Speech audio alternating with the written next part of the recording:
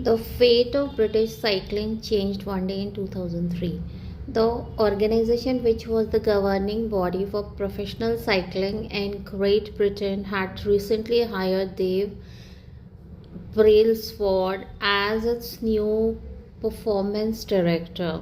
At the time, professional cyclists in Great Britain had endured nearly 100 years of mediocrity since 1908. British riders had won just a single gold medal at the Olympic Games, and they had fared even worse in cycling's biggest race, the Tour de France. In 110 years, no British cyclist had ever won the event.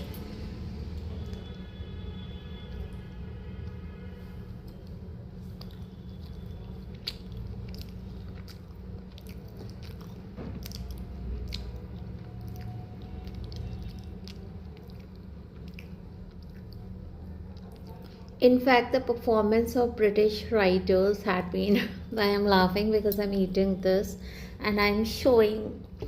Why showing? Guess what it is.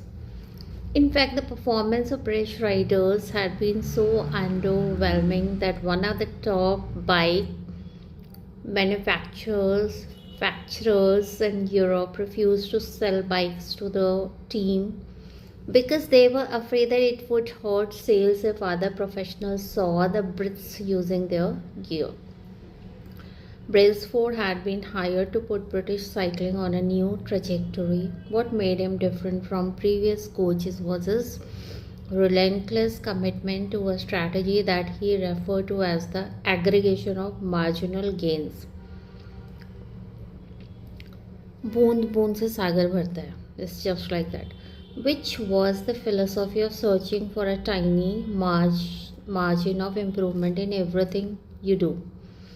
Brailsford said the whole principle came from the idea that if you broke down everything you could think of that goes into riding a bike and then improve it by 1%, you will get a significant increase when you put them all together. So that means ki you should not underestimate marginal gains. Brailsford and his coaches began by making small adjustments you might expect from a professional cycling team. They redesigned the bike seats to make them more comfortable and rubbed alcohol on the tires for a